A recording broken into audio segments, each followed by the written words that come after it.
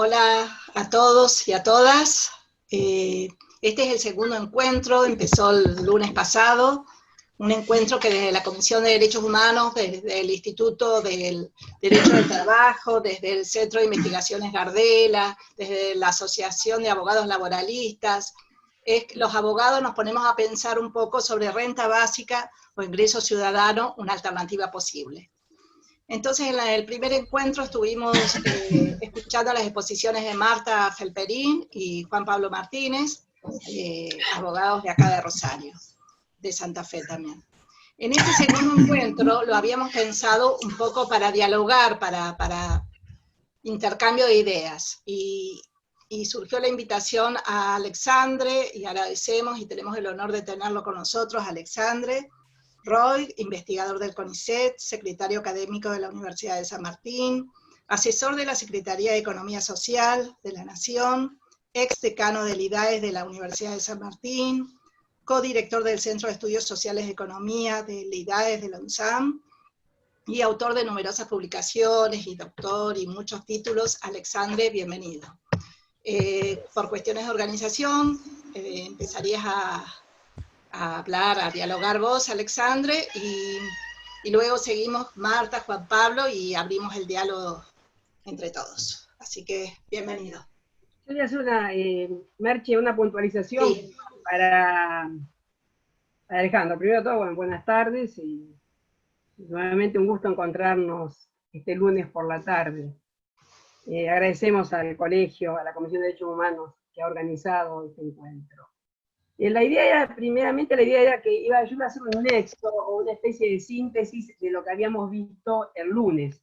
Pero dado que Alexandre tiene una reunión que vos nos comentó que fue un imprevisto y tiene una reunión a las 7:15 en la Secretaría, entonces le voy a ceder directamente la palabra a él, pero sí quiero hacer dos puntualizaciones como para introducir y temas que me parece que me gustaría, si podés después puntualizarnos o contestarnos.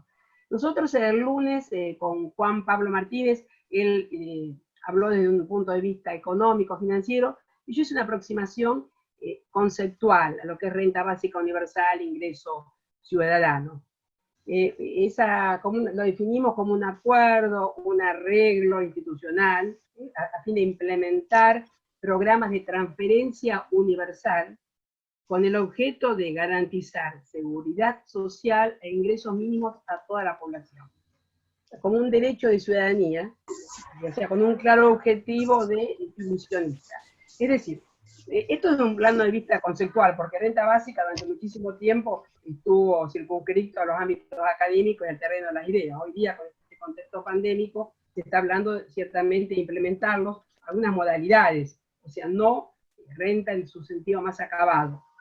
Lo que quiero preguntar es que esta renta básica como una transferencia universal no se opone a las demás transferencias que podían ser focalizadas o condicionadas, y si vos ves que hay una forma de ir un poco más allá de esta focalización y buscar, quizás sea una paradoja, pero un universo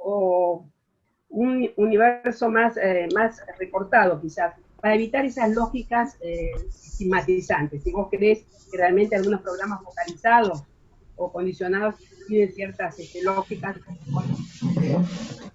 estigmatizantes. Y por otro lado, cuando hablábamos la semana pasada sobre renta básica, en general siempre aparece el tema de la centralidad del trabajo. Si renta básica va a desplazar. Realmente el trabajo y el trabajo humano no ha perdido su centralidad, y en este contexto pandémico el trabajo humano está en el centro de la escena. Además, también vimos, y esto nos hacemos un poco de cuestionamiento, quienes venimos del derecho del trabajo, porque todo el derecho del trabajo, o sea, todo el andamiaje arquitectónico del derecho del trabajo se construye sobre un sujeto trabajador, pero como un sujeto trabajador subordinado, un sujeto trabajador empleado, un sujeto trabajador asalariado.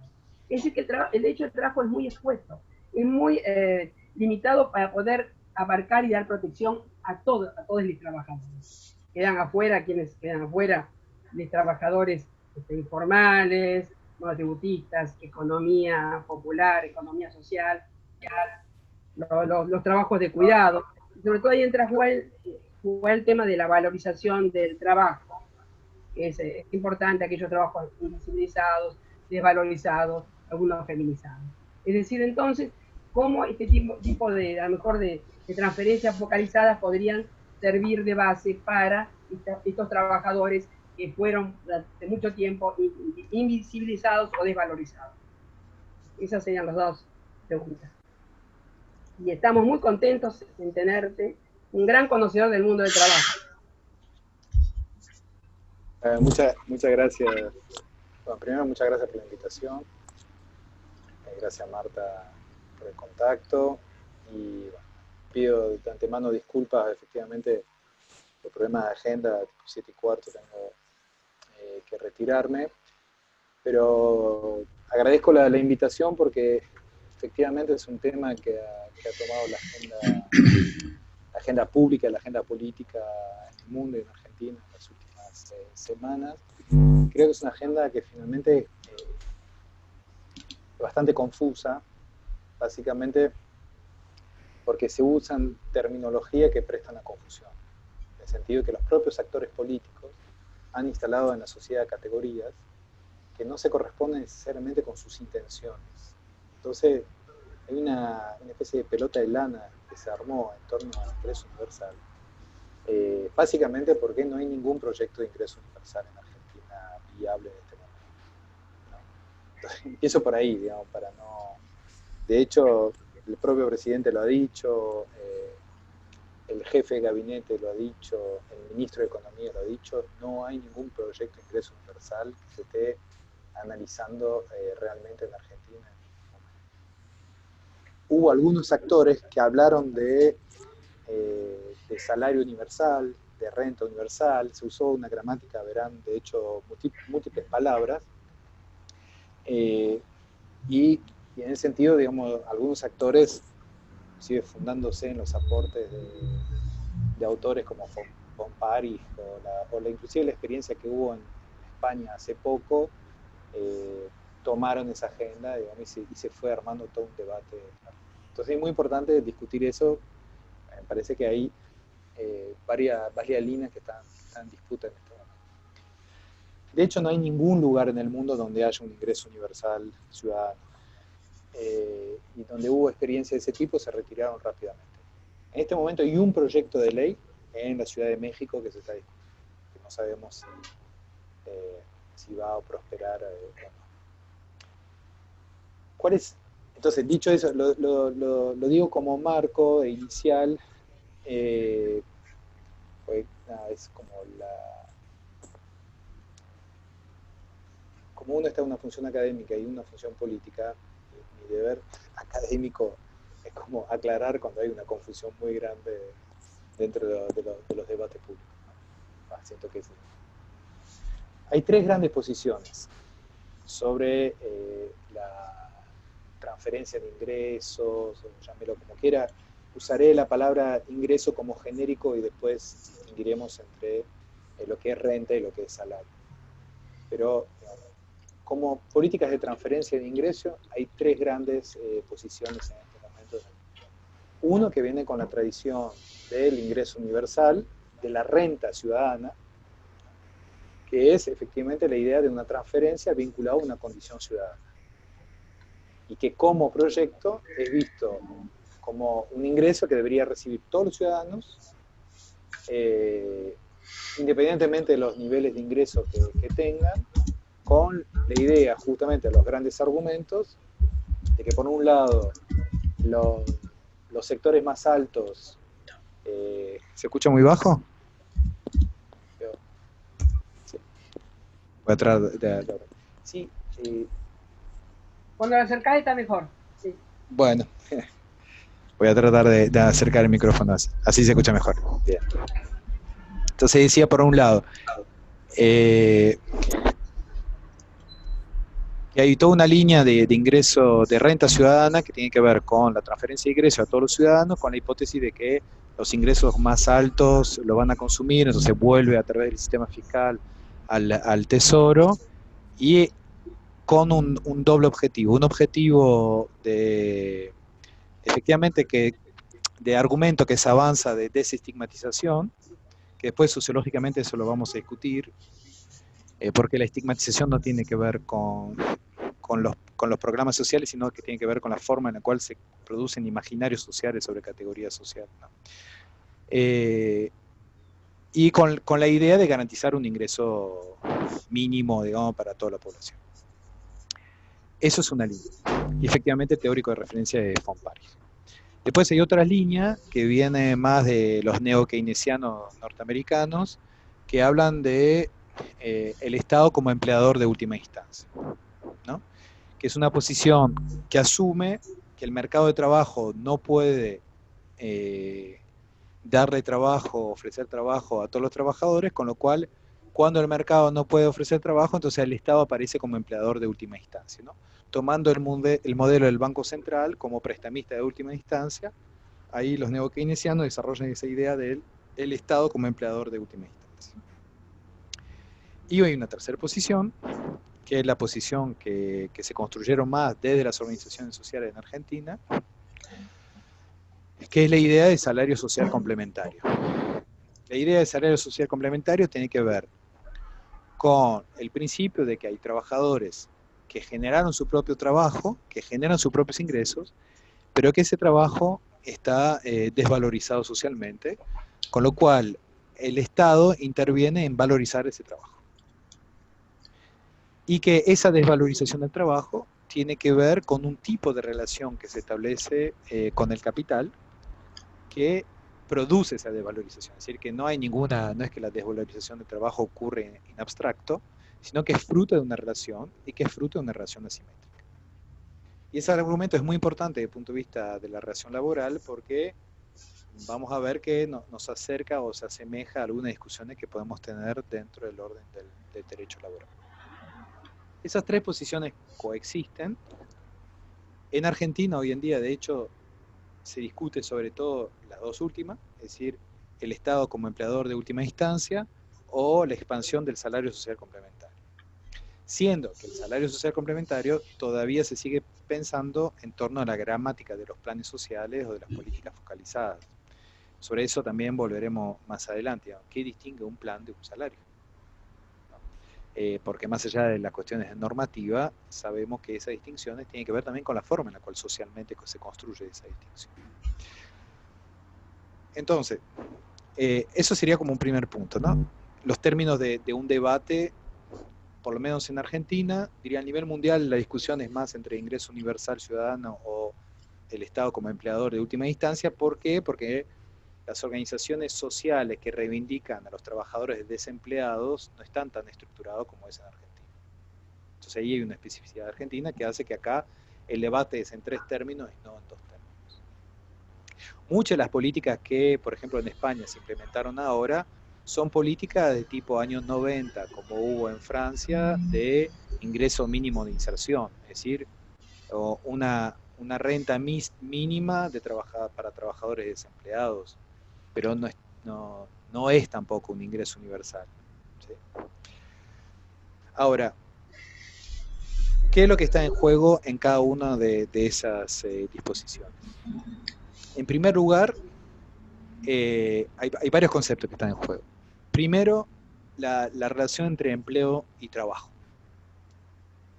Es decir, en Argentina hubo todo un proceso social de poder asumir que hay trabajo aunque no haya empleo. Y eso, tanto motorizado tanto por lo que fue el movimiento piquetero en un momento, que después deviene en trabajadores de la economía popular, que tiene un proceso de sindicalización a través de la CETEP primero en 2011 y la UTEP ahora en diciembre de 2019, que considera que hay trabajadores sin patrón, que son trabajadores que generan su propio trabajo, que en ese sentido no son microemprendedores, eso si quieren podemos discutir después, la diferencia entre esas categorías, son trabajadores, y a su vez asumen que esos trabajadores no van a ser absorbidos por el mercado formal de trabajo. O sea que es un mundo del trabajo que está para quedarse. Y no es una posición ni siquiera ética, política, normativa o lo que fuera, es una especie de gran principio de realidad, si quieren. ¿En qué sentido que es un gran principio de realidad? Es que ese principio de realidad fue objetivado por el IFE. El IFE sorprendió al gobierno pero a nosotros, digamos, que trabajamos con organizaciones sociales hace mucho tiempo, no nos sorprendió para nada. El gobierno esperaba que hubiera 3,5 millones de inscritos en el IFE, finalmente hubo 12 millones y 9 millones que recibieron, pero nosotros los datos que manejamos, que solo en la economía popular ya había 4,5 millones o 5 millones de personas. O sea que sabíamos que por lo bajo se viene a escribir 5 millones o 6 millones de personas en el IFE. Agreguen a eso personas con problemas de trabajo y de empleo estructural, que son cerca de 1,5 millones, 2 millones de personas, y agreguen a eso todas las personas que están en situación de desempleo, o sea que son demandantes de empleo, activos, y que tampoco podían trabajar. Más, efectivamente, un conjunto de trabajadores precarizados que iban a entrar dentro de ese mundo, tienen la mitad de la población económicamente activa, que es más o menos lo que pidió el IFE, ¿no? Porque el IFE es eso, es la mitad de la población económicamente activa. Y ahí, ¿nosotros a qué vamos? Lo que estoy escribiendo es básicamente una caracterización del mundo del trabajo que tiene que ver con lo que nosotros llamamos la heterogeneidad estructural del mundo del trabajo. Y cuando decimos heterogeneidad estructural es porque no es transitorio. Y ahí nos confrontamos, digamos, a dos grandes imaginarios. Primero, un imaginario, si quieren, más por derecha, para decirlo rápidamente, pero sería un abuso del lenguaje, sino el imaginario de que, como ocurre en otros lugares de América Latina, que esa 50% de la población económicamente activa tiene un devenir de microemprendedor, ¿no? O de empresario. Funciona mucho, por ejemplo, en otros territorios, como es el caso en Colombia o inclusive en México, donde esa gramática del microemprendedor está muy, muy presente dentro de los imaginarios. Acá eso no cuajó. Y por otro lado, la idea de que esos 6 millones de trabajadores van a ser absorbidos por el trabajo formal y que lo que hay que hacer es ampliar el empleo, ampliar los límites del empleo. Con lo cual, obviamente, es una política que compartimos, pero ahí hay un problema, que ustedes saben que el crecimiento vegetativo de la demanda laboral es de 240.000 personas por año, más o menos. Durante todo el kirchnerismo se crearon 6 millones de puestos de trabajo, y si hiciéramos un cálculo, que sería un pésimo cálculo, pero lo hago para trabajar los imaginarios, ¿no? Si imaginamos en 12 años de kirchnerismo con momento de 8% de tasa de crecimiento, se crearon 6 millones de puestos de trabajo durante el kirchnerismo.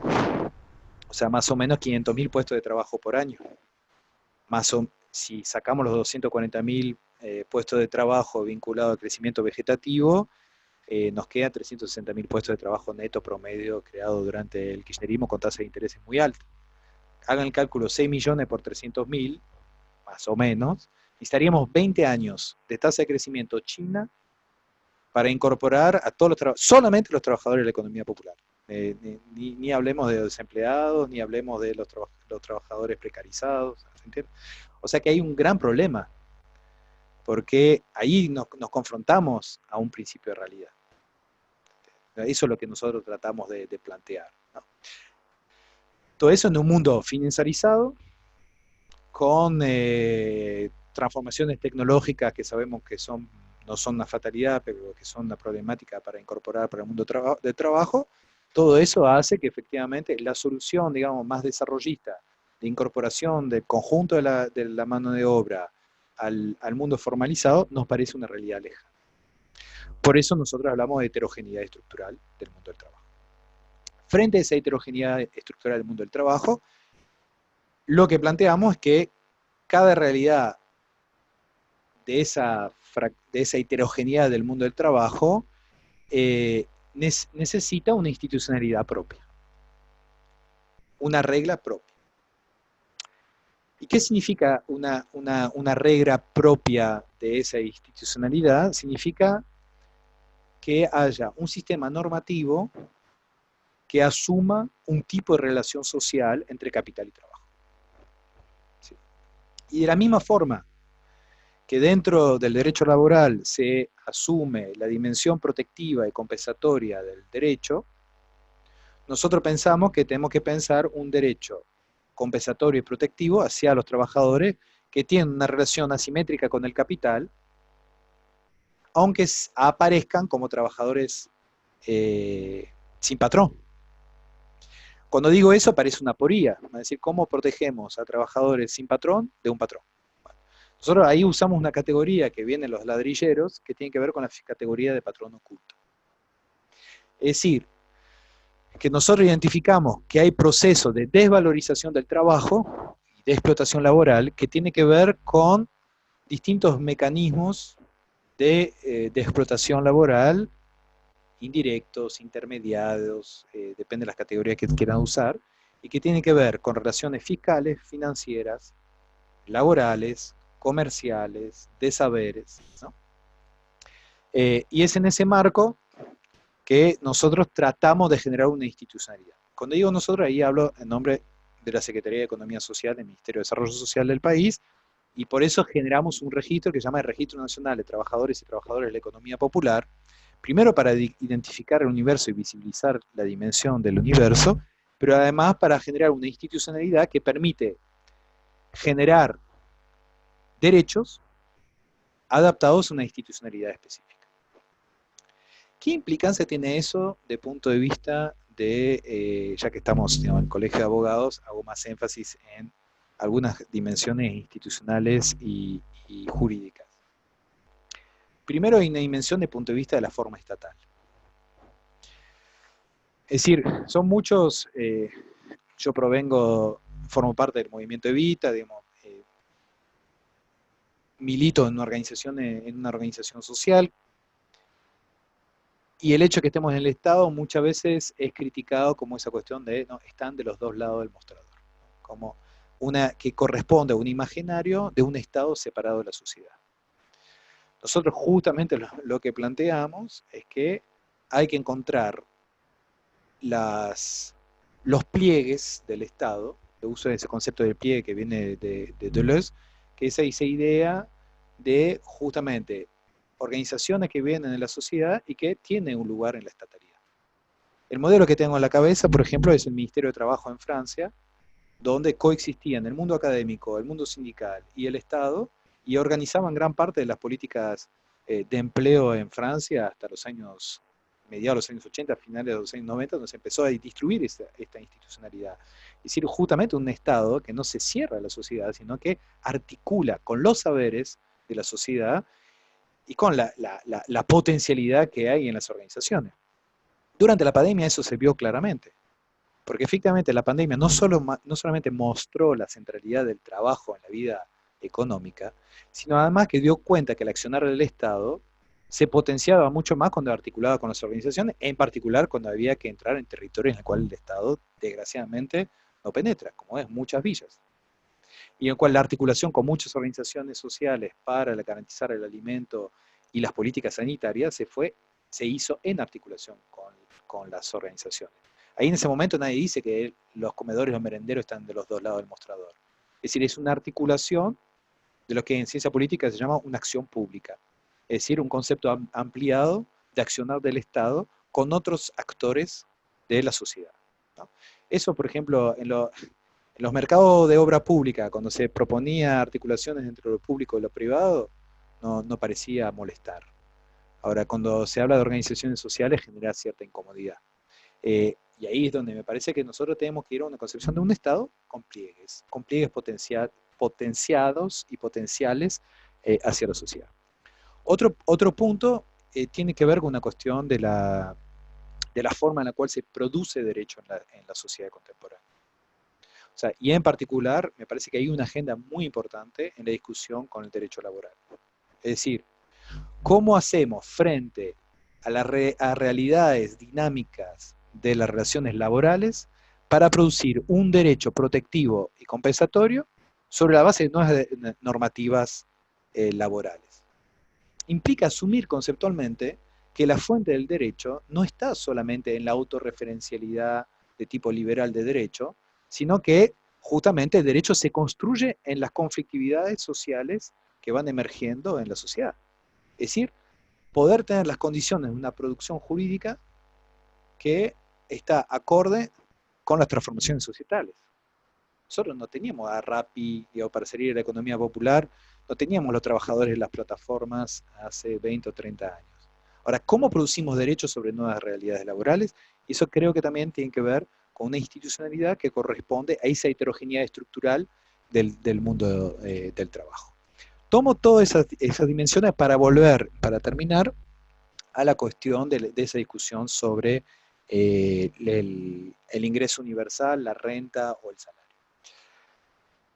Porque finalmente no es menor la manera en la cual se piensa la distribución de los ingresos, si tiene que ver con una lógica de renta vinculada a una condición ciudadana, individual, o si se constituye transferencia de ingresos vinculado al sujeto trabajador.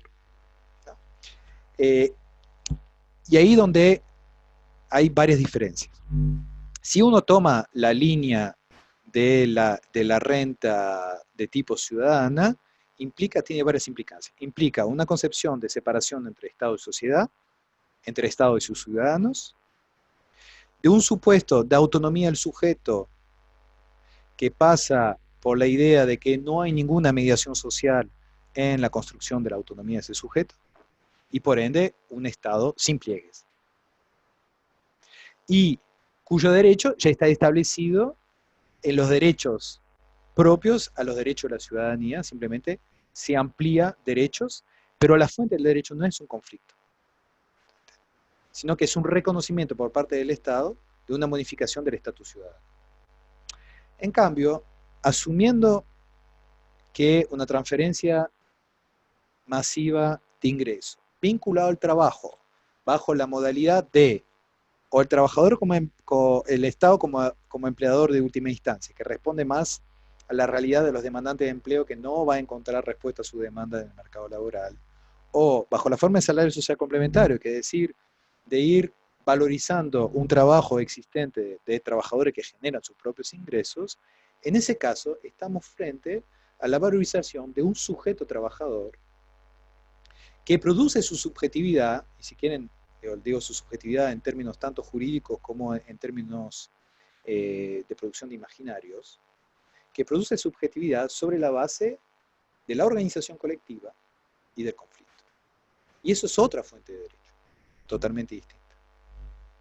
Y eso es importante porque tiene que ver con la manera en la cual se concibe la sociedad y con lo cual planteamos una gran pregunta que hemos abandonado, que es cuáles son los principios de integración social,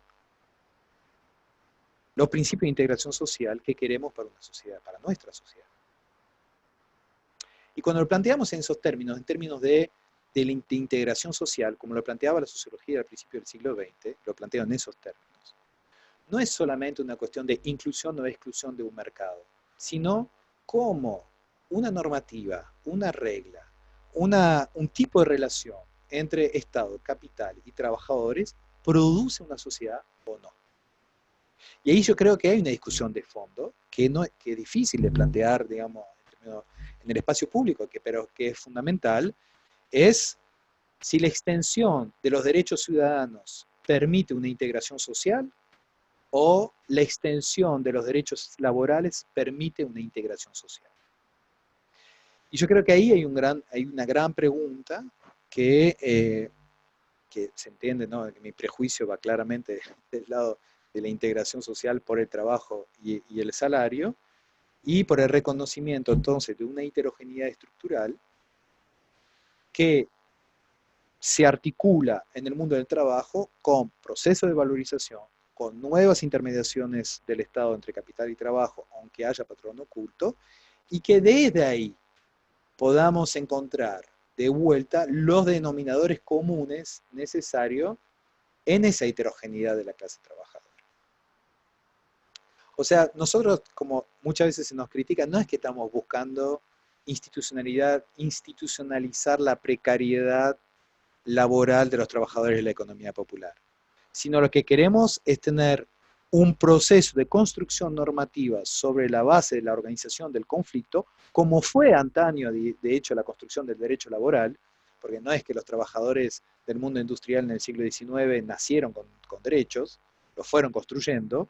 De la misma forma, nosotros queremos ir construyendo derechos para los trabajadores de la economía popular, que tampoco nacieron con derechos. Y eso implica justamente encontrar lo propio y lo específico de cada una de esas realidades, de esa heterogeneidad, y a su vez ir construyendo el denominador común hacia arriba de los derechos laborales. Entonces, en ese sentido, la discusión sobre qué se va a hacer, porque la discusión es muy práctica, ¿no? Hay 9 millones de beneficiarios del IFE, ¿qué hacemos con eso? Y de esos 9 millones, el post-pandemia o post-cuarentena en ese caso, se terminan los 9 millones y volvemos al estadio anterior, o se generan nuevas institucionalidades sobre la base de la experiencia, de la centralidad del trabajo y de la centralidad de algunos trabajos. Porque, y termino con eso, muchos de esos trabajos que no tienen ingresos en este momento durante el proceso que vivimos, son trabajos que justamente no están valorizados por el capital y que no están valorizados por el mercado de trabajo. Porque finalmente el trabajo es reciclado. Hace años que está expulsado del mundo del mercado laboral. Porque no es como, ¿no? Algunos dicen que son como un ejército de reserva. No es ejército de reserva. Si no compite con el mercado formal, porque justamente son actividades que en general son rechazadas o negadas directamente por el mercado laboral. Lo mismo con todas las actividades vinculadas con el cuidado, que directamente están invisibilizadas y subvalorizadas. Lo mismo lo que tiene que ver con la agricultura familiar y la producción de alimentos. Lo mismo lo que tiene que ver con la pequeña obra pública de cercanía, que es justamente la que lleva adelante la economía popular. Lo mismo con circuitos de comercialización alternativa que acerca productos a zonas donde si no estuvieran no los acercaría. Es decir, la economía popular lo que hizo fue justamente tomar actividades que el mercado no tomaba. Entonces, por eso nosotros, digamos, propiciamos esa institucionalidad de reconocimiento por parte del Estado y por parte de nuevas formas jurídicas de esa actividad que viene a completarse y que también nos plantea, vuelvo a mi cuestión de la integración, no solamente cómo se integra en la sociedad desde el punto de vista del trabajo, pero además qué tipo de trabajos vamos a reconocer. Y la verdad es que gran parte de las mujeres que trabajan en el cuidado no aspiran a ser ni empleadas privadas, ni ser funcionarios públicas, sino que hay otras formas de organización de la producción. Ahora se están organizando muchas a través de cooperativas del cuidado, por ejemplo. Entonces ahí hay toda una agenda de creatividad institucional que nosotros queremos propiciar, y la discusión sobre el ingreso universal, la renta básica o el salario social complementario es una discusión fundamental en ese sentido. Muchas gracias. Bueno, la verdad que ha respondido acabadamente y mucho más, ¿no? Ha tirado muchas puntas. Alex, acá hay gente que pertenece también a las economías populares y ahora vamos a abrir, vos podés estar un rato más, ¿cierto?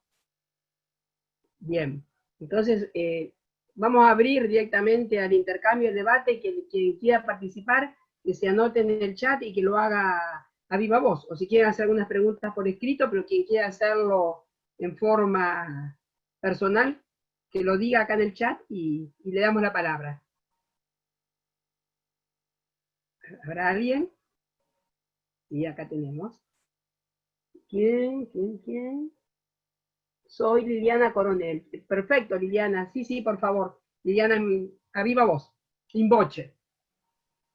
Bueno, buenas tardes. ¿Qué tal? ¿Cómo están? Un gusto estar en esta reunión. Estuve en la anterior y es un tema, trabajo en seguridad social, y este es un tema que me interesa muchísimo, me llega de cerca porque también hace varios años que estoy en la organización de ferias populares. Bueno, lo primero que le quiero preguntar es acerca del RENATEP, que por supuesto por mi condición de abogada y al estar vinculada con feriantes, me llovieron consultas alrededor si la inscripción es solamente a los fines de dimensionar el tamaño del sector o si también va a implicar un futuro pago de un ingreso familiar base de 16.000 pesos, que es lo que está circulando. Esa es una duda permanente que me llega todos los días por los compañeros y las compañeras que están en ferias, por ejemplo. Esa es la primera pregunta, después tengo otra. Mira, empiezo por lo de los 16.000 pesos. Eso fue una operación de unos trolls en un momento que dijeron que quien se inscribía en Renatep iban a cobrar automáticamente 16.000 pesos. Eso es fake news. Ya eso lo desmonto de bomba. Es muy importante que se divulgue. Sí, hicimos toda la comunicación posible, pero bueno, es la forma de hacer política hoy en día, es más embarrar la cancha del adversario que hacer propuestas alternativas. Pero efectivamente, para desembarrar la cancha, esos 16.000 pesos no es así. Ahora, a su vez, el registro es la puerta de entrada a un conjunto de políticas. La puerta de entrada no significa un acceso automático, ¿sí? ¿Esas políticas cuáles son? Quien esté inscrito en el registro va a tener una cuenta bancaria propia y libre, cosa que hoy en día no existe. Ustedes saben que las cuentas bancarias son propiedad del ministerio, y de hecho fue uno de los grandes problemas en el IFE, porque inclusive algunas personas que tenían cuenta no podían tener transferencias del propio Estado porque no estaba habilitado. Bueno, entonces, primero vamos a tener cuenta bancaria. Segundo, vamos a generar un acceso a crédito no bancario, fideicomiso, para actividades productivas de trabajadores. Recordamos que es un registro de trabajadores, no de beneficiarios de planes. Tercero, va a ser condición para acceder al potencial trabajo, que es el nuevo programa que sintetiza todos los programas que había en el Ministerio de Desarrollo Social. Va a ser condición para acceder al potencial trabajo estar en el RENATEP. Es una condición sine qua non, pero no es una condición automática. Nosotros desde ahí también nos va a permitir construir un mapa muy preciso de la producción popular y poder justamente pensar mejor la planificación de redes comerciales en función de los territorios. Lo otro punto fundamental, la construcción sindical de la UTEP es una construcción sectorial y territorial, que tiene que ver con la historia de la economía popular. Nosotros lo que hacemos es que desde el Estado justamente tratar de retomar esa construcción sectorial y territorial para poder tener políticas mucho más adaptadas, porque la realidad de los cartoneros en el Chaco, la realidad de los cartoneros en el Gran Buenos Aires son dos realidades totalmente distintas que requieren políticas distintas. Entonces el RENATEP efectivamente va a ser una gran herramienta de elaboración de política territorial en función de una caracterización de un sector.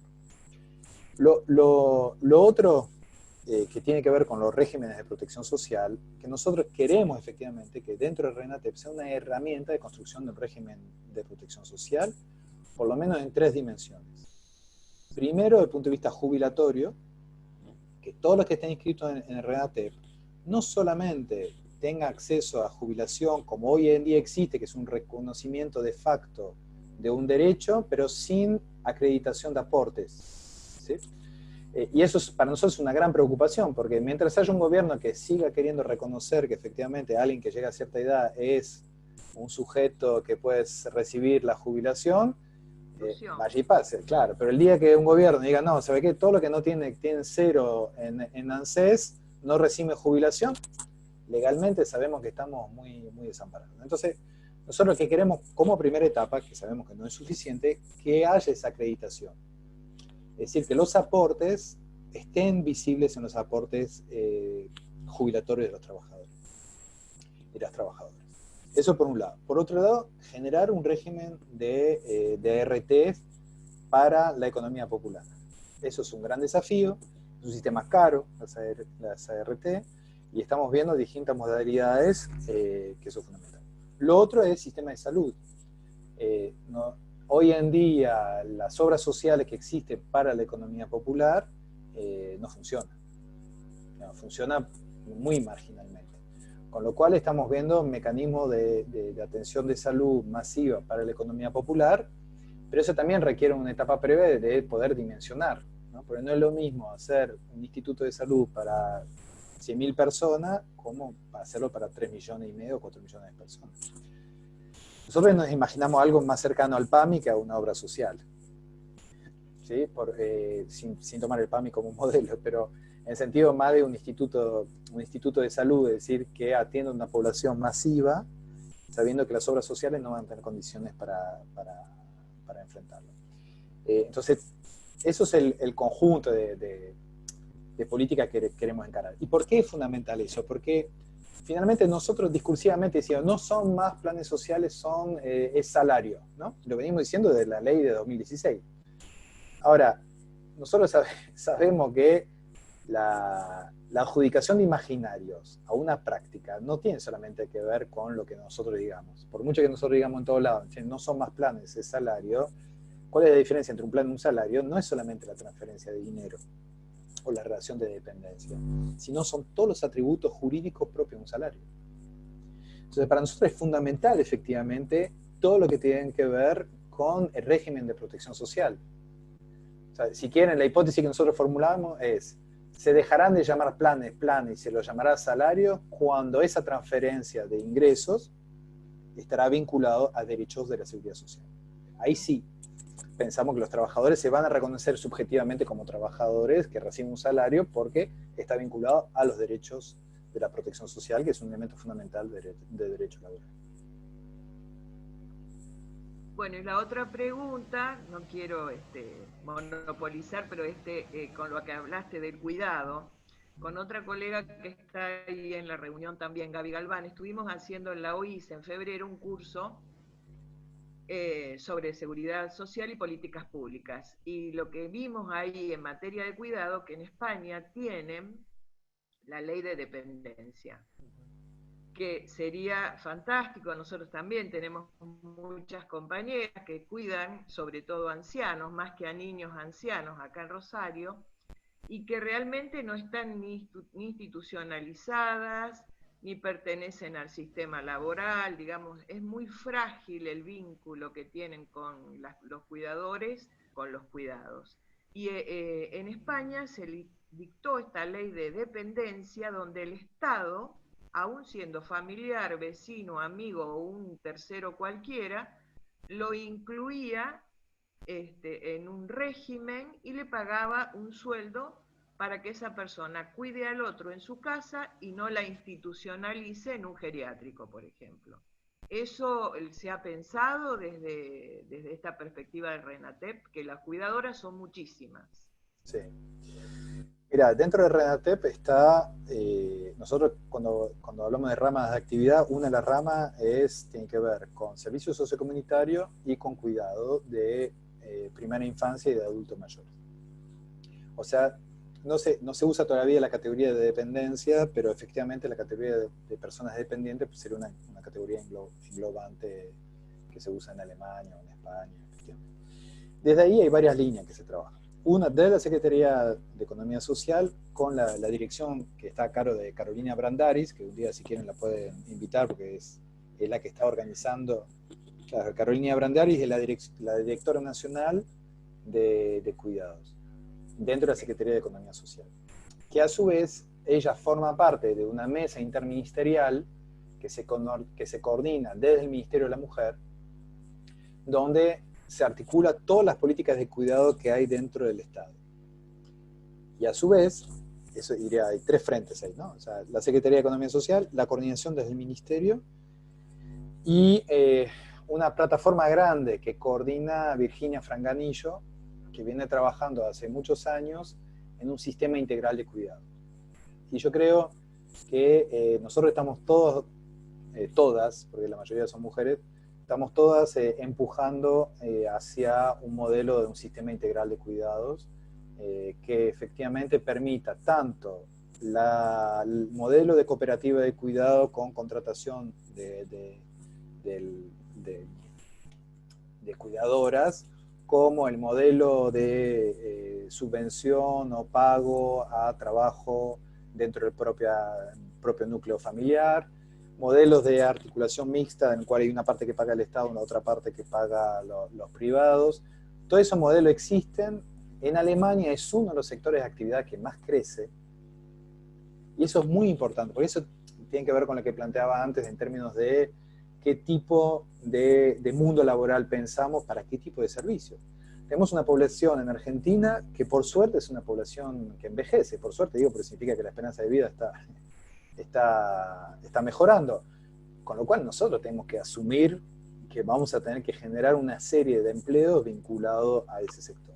Hoy evaluamos que hay 800.000 trabajadoras del cuidado en el país. 800.000.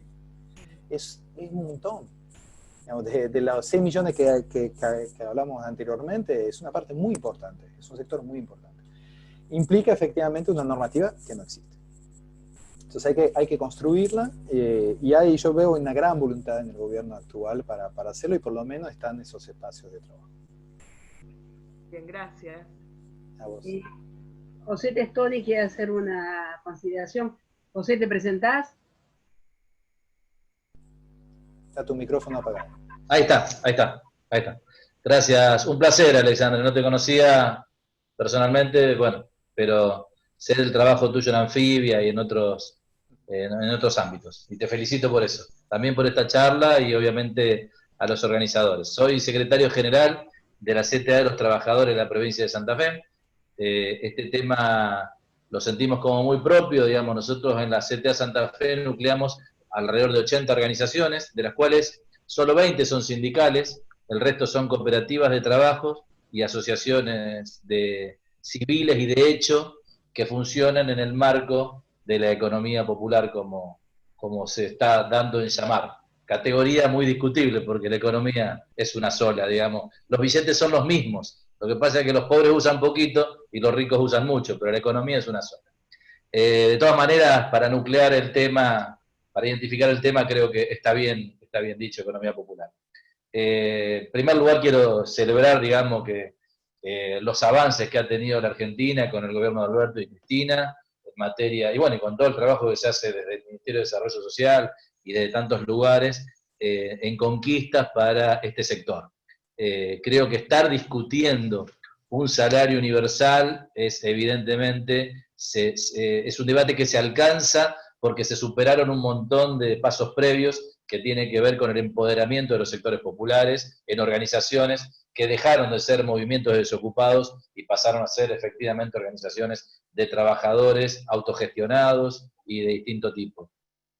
Por supuesto que también, no solo por el presente me siento involucrado en este debate, sino por la historia de mi central. La central de la CTA en concreto nace, algunos lo sabrán, pero me siento en la obligación de decirlo, nace en una ruptura en los años 90 de la CGT, donde efectivamente creo que había una mala lectura de la realidad por parte de la central a la que nosotros pertenecíamos, de pretender seguir representando a la clase trabajadora que tenía, no en su totalidad, sino solo los que tenían un recibo de sueldo y un empleo, ¿no? Ellos podían tener sindicato, el resto no tenía organización, y prácticamente no solamente estaba excluido del empleo, sino que también estaba excluido de la categoría clase trabajadora. Creo que ahí nosotros hicimos un aporte muy importante, abriéndole las puertas a todo lo que fueron los movimientos desocupados, los movimientos de piqueteros, que desde un primer momento estuvieron en estos más de 20 años de existencia de la CTA. Creo que el gran debate del tema de salario social o salario universal tiene que ver para mí con el elemento de la contraprestación. Tenemos que intentar focalizar ahí, porque estamos en el marco de una economía capitalista que paga lo rentable, paga lo que valora, y lo que valoran es lo que te pagan, y por eso, y el Estado tiene que intervenir en esa lógica, pero va a ser difícil que podamos avanzar si no podemos discutir e identificar cuál es el aporte que hace esta economía popular para justificar, entre comillas, ese aporte que hace el Estado a estos trabajadores. Creo que ese es el gran debate, y tenemos que, nosotros somos de la posición que tiene que haber, lo digo institucionalmente, por supuesto es una central plural y algunos compañeros piensan diferente, pero sí, claramente creemos que hay que discutir la contraprestación, la forma de explicar el servicio que se hace a la sociedad para avanzar en un salario universal. Y tengo una pequeña, no, tal vez no es pequeña, ¿no? Es un viejo debate con el modo de representación, no es el tema de la reunión, pero nobleza obliga, quisiera dejarlo expresado, con el modo de representación del sector. Nosotros nos fuimos de la CGT porque la CGT no daba cabida a la totalidad de la clase trabajadora, pero también por el modelo sindical pensado en la época de Perón y de Evita, con pleno empleo y con, vamos a decir, con índices de pobreza absolutamente bajos. Hoy estamos en otra realidad y creo que ese modelo de pleno empleo es difícil el que lo podamos alcanzar, lo desarrollaste vos, Alexandre, al principio, correctamente, lo comparto, van a pasar décadas de crecimiento de tasas chinas para lograrlo, y entonces hay que dar, las herramientas sindicales tienen que contener a este mundo, pero lo tienen que contener con las características que tiene este mundo, con las características de diversidad política, ideológica, sectorial, de modos de construcción y de modos de acumulación. Nosotros disentimos sobre el modelo de la 23.551, la ley sindical, del unicato sindical, de que haya una sola herramienta por rama de actividad, porque la verdad que no siempre esa herramienta es la que determinados sectores quieren apropiarse como forma de disputa, y en eso creemos que no hay que seguir construyendo modelos organizacionales de trabajadores y trabajadores del tipo de las uniones, sino que hay que pensar, obviamente, en herramientas sindicales, pero que admitan la pluralidad y que haya más de una herramienta si es necesario por sector. Lo hablo por el término UTEP, Unión de Trabajadores, que sería, tal vez no termine siendo así, está en construcción, pero sería asimilable a lo de otras uniones que inhabilitan la organización sindical desde otros paradigmas, desde otros enfoques. Más allá de esto, celebro todos los debates que se están dando, creo que se está avanzando muchísimo, estoy convencido que los próximos años van a ser de concreciones muy importantes, y dependerá justamente de la inteligencia en la presentación de programas, en la fortaleza organizacional, digamos, bueno, y en la claridad en la lectura de la realidad para avanzar.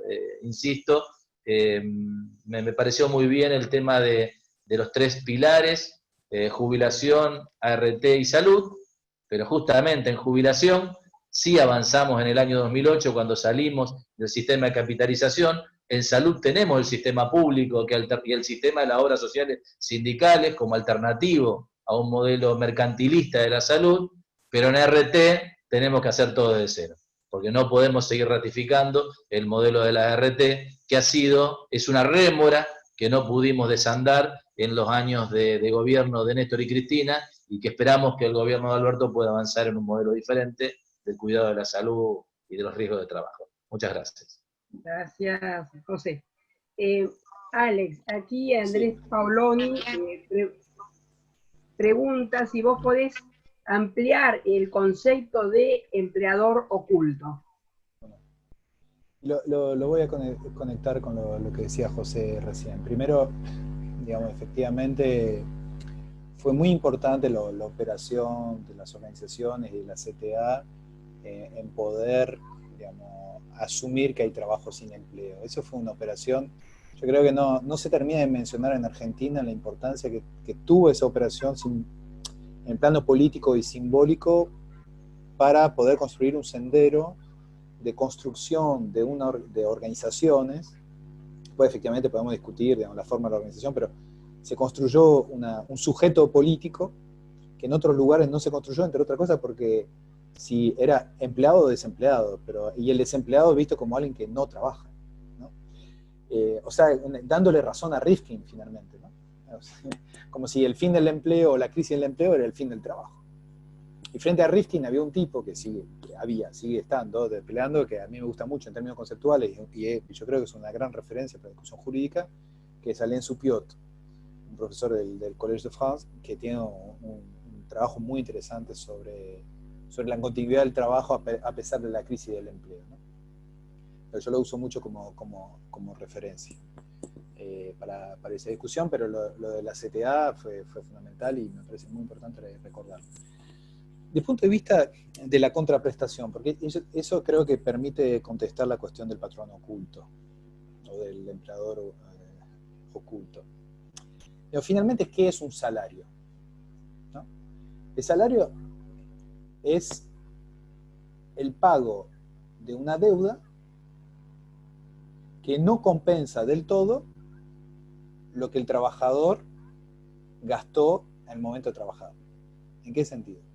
que siempre hay, es una cosa de una definición sociológica de los años 20, pero que finalmente el trabajo, además de que haya un proceso de explotación, el salario por eso se paga a fin de mes, digamos. Porque vos trabajás, el patrón te debe, te paga un salario y lo que te paga es siempre menos que lo que vos diste. Entonces, el salario es una deuda. ¿Y por qué parto de ese concepto del salario como deuda? Porque justamente es lo que permite romper la idea de contraprestación. Si vos trabajaste y recibís un salario, sea bajo la forma de salario social complementario, no es que vos tenés que tener una contraprestación frente a lo que te dio el Estado. No es que le debes al Estado una contraprestación. Es que el Estado te está pagando porque se te debe. Eso es un salario. Entonces la pregunta es, ¿por qué el Estado te debe? Si sos trabajador de la economía popular, que coincida, la economía es una sola, ahí hay la terminología no ayuda, digamos. La economía popular tiene que ver con una adjetivación que no pretende excindir, sino que caracteriza, digamos, una dimensión de la economía en su conjunto. Pero es muy importante preguntar, ¿por qué se le debe a un trabajador? Entonces, hay dos respuestas a eso. Primero, se le debe porque efectivamente su trabajo está socialmente desvalorizado en el sentido que se inscribe en tramas de explotación. O sea que hay alguien, en algún proceso, alguien o algo, en su proceso de trabajo que se queda con parte de su plusvalía, y que esa plusvalía que queda en manos, por ejemplo, en los cartoneros es los intermediarios en el reciclado. En el cuidado, nosotros, la clase media o media alta, que finalmente se beneficia de un trabajo barato por parte de alguien que garantiza la condición de reproducción doméstica y que le permite liberar tiempo para el trabajo en otro lado. O sea, nosotros somos patrones ocultos en el momento del cuidado, ¿no? Lo asumimos más o menos, pero es así. En el caso del trabajo doméstico, eso se visibilizó. En el caso del cuidado, como es más, como la afectividad atraviesa la discusión, es un poquito más complejo. Y así les diría, bueno, todas las redes comerciales justamente dentro de la economía solidaria, social o popular, tiene que ver con el problema de los intermediarios y los intermediarios que se quedan con parte de la plusvalía. Ahí hay una parte que es más evidente, ¿no? Es decir, uno recibe un salario, ¿por qué? Porque tenés intermediarios que tienen que ver con el mundo capital que se queda con parte de tu plusvalor. Entonces, en ese sentido, el Estado, no es que la relación es organización-Estado, que el Estado es una intermediación con el capital. De la misma forma que en el convenio colectivo de trabajo. En el convenio colectivo de trabajo, ¿qué es? El Estado que intermedia, si está del lado de los trabajadores, bueno, a favor de los trabajadores frente al capital. Por eso el derecho laboral es protectivo y compensatorio, porque asume que hay una relación asimétrica con el capital. ¿Cuál es el problema con la economía popular? Que esa relación asimétrica con el capital no es visible porque hay muchas intermediaciones. O sea, no está visto el patrón, no se autoidentifica el patrón. Ahora está lleno de mecanismos y de procesos múltiples y heterogéneos que hace la captación de plusvalor por parte de ese trabajo. Eso es el patrón oculto. Y eso justifica justamente que haya un salario, porque vos decís, bueno, entonces resuelvo fiscalmente, que es una forma de transferir ingreso, resuelvo fiscalmente, porque un salario social complementario, ¿qué es? Es un salario en el cual el Estado el dinero no lo inventó, no lo captó sobre el proceso productivo a través del régimen fiscal. O sea, que el salario social complementario se paga sobre la parte de la captación del excedente social. Eso es digamos, la distribución fiscal. ¿Entiendes? O sea, porque el dinero fiscal no viene en abstracto, ¿no? Viene del propio proceso productivo. Entonces, es una forma de distribuir el excedente sobre la base de compensando una desvalorización del trabajo vinculado a procesos de explotaciones invisibles. Eso es la idea de patrón oculto. Pero le agregaría otra dimensión, que tiene que ver con que los trabajos de la economía popular son justamente trabajos que, vaya casualidad, durante la pandemia se llamaron de esenciales. Y es interesante porque, ¿por qué se llaman esenciales? Porque hacen a la producción de lo social. O sea, no entra dentro necesariamente la discusión si son productivos, si aumenta la riqueza en términos de la contabilidad general de lo que se piensa de la macroeconomía, sino que tiene que ver con que permite producir sociedad, permite producir integración social. Y eso también constituye una deuda. ¿Sí? Una deuda que puede ser valorizada monetariamente. Porque esa gran parte de la discusión, y ahí donde la economía popular y la economía feminista se conectan. Es decir, vos tenés un problema de un proceso de trabajo invisibilizado, no reconocido, desvalorizado, y el Estado en ese caso interviene en su proceso de valorización. Y ese proceso de valorización es básicamente, diríamos en términos más teóricos, produce referencialidad del valor trabajo. Y eso uno lo olvida, porque finalmente toda la estructura salarial de un país, el salario tiene una historia social atrás. Ahora, la historia social de todo salario tiene que ver con que en algún momento se produjo una referencialidad desde la cual se luchó, y todos sabemos que los salarios son el fruto de relaciones de fuerza. No es que hay una cuestión, digamos, natural, ¿no? O si no, nos hemos comido, digamos, el fetiche del mercado, pero realmente hay algo de la construcción social del salario que es importante, porque todo salario tiene una historia. Entonces nosotros lo que tratamos es que la economía popular, los salarios de la economía popular empiecen a tener su historia. Es decir, que empiecen a tener su referencialidad. Y desde ahí construir las relaciones de fuerzas necesarias para ir modificándolo y finalmente disputarlo el excedente al capital. De eso se trata, digamos, en nuestra socialdemocracia, por lo menos. Bueno, acá una pregunta que más o menos ya has contestado, Alex. Pregunta Jorge Lucero: en el marco del gobierno, ¿cómo se está dando este debate de renta, ingreso o salario? ¿Qué has contestado? Perdón. Pregunta: en el marco del gobierno, ¿cómo se está dando este debate de renta, ingreso o salario? Ya has desarrollado. ¿Alguna otra pregunta? Alexandre, quería... Perdón, Marta. Perdón, Marta, quería una pregunta para Alexandre. En la anterior exposición a mí me tocó afrontar la parte fiscal, y justamente lo que traté de dejar como conclusión es que en el marco actual del esquema tributario, en realidad nunca vamos a captar excedente, o sea, por lo menos en el cuadro de la situación actual, no captamos excedente, sino que repartimos la carga tributaria entre el trabajo. El sistema fiscal no está gravando el capital, está distribuyendo la carga sobre un conflicto muy fuerte que lo expresó muy bien el secretario general de CTA, hasta a nivel político, entre los trabajadores, más, o sea, digamos, de una vieja historia de discusión salarial con las nuevas economías o las economías informales. Me parece que eso coincide con lo que vos decís.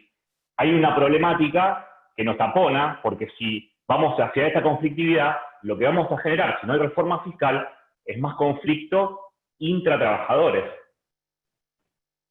Totalmente, por eso es importante cuando se piensa el régimen salarial, nosotros tenemos que pensar a su vez el régimen salarial, el régimen fiscal, que es lo que se llama el circuito del tesoro, y el régimen bancario.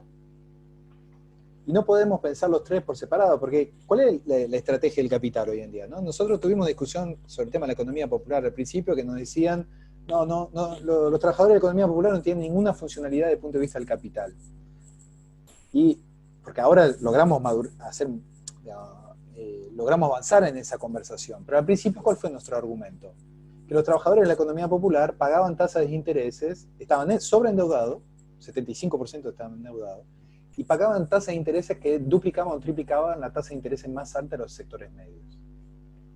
¿Por qué tomo ese ejemplo? Digo, para agregarlo a lo que vos estás diciendo. Nosotros, si queremos pensar efectivamente una sociedad más justa, o sea, como decía Robert Casero, una sociedad semejante por lo menos, o sea, que el diferencial entre el salario más bajo y el salario más alto no sea de 1,50, como debe ser ahora, no sé después de la pandemia en qué vamos a estar.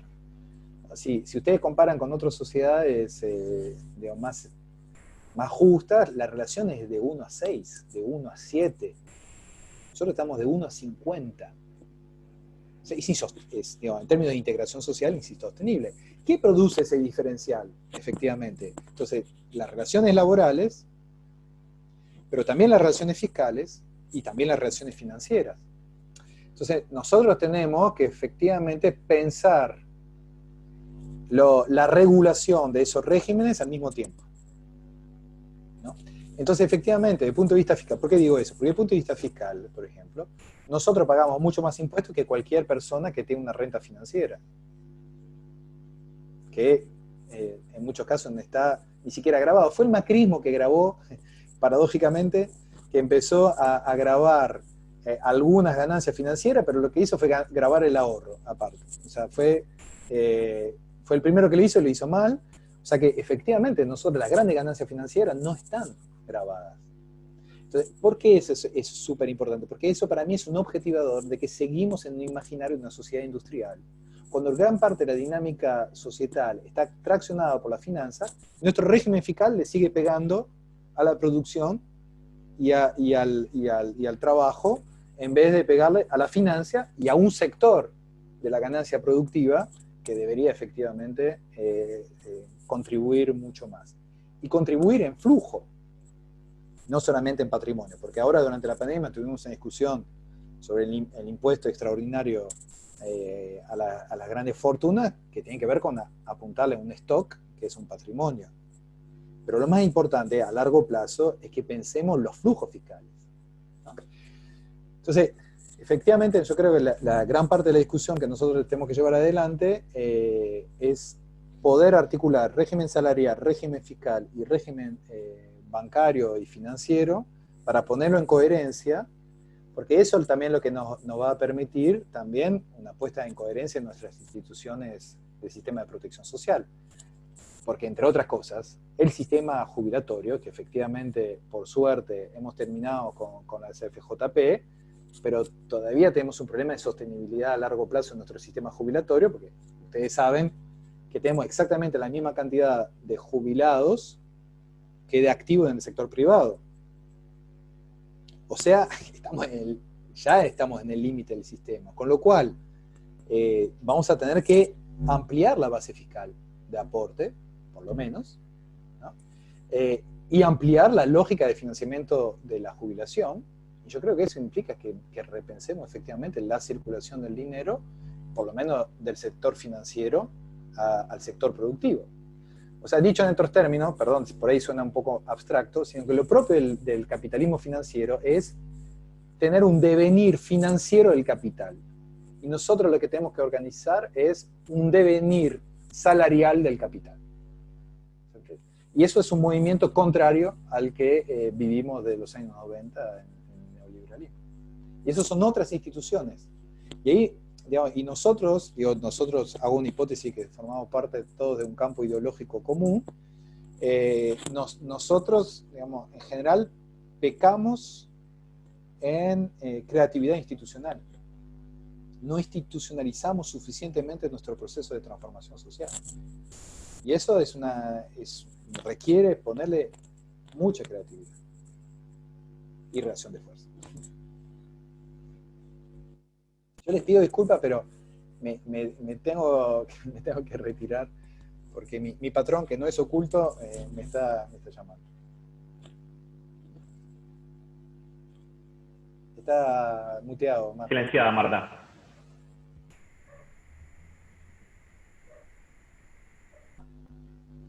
Está silenciada, Marta.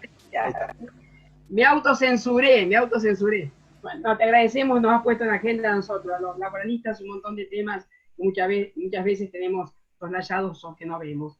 Así que realmente nos has dejado con muchos interrogantes, que es lo que queríamos hacer. Te agradecemos y te liberamos. Bueno, muchísimas gracias a ustedes. Espero que tengamos la ocasión de vernos físicamente pronto. Ojalá. Vamos a hacer un aplauso. Gracias. Gracias, Alex.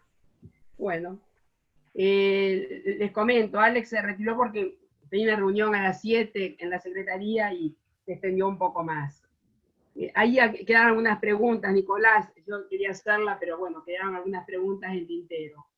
¿Qué les ha parecido? Nosotros habíamos dicho que esta segunda jornada era para repensar, interrogarnos y demás, y yo creo que fue ya en exceso, ¿no? Los cuestionamientos y todo lo que nos ha agregado Alex.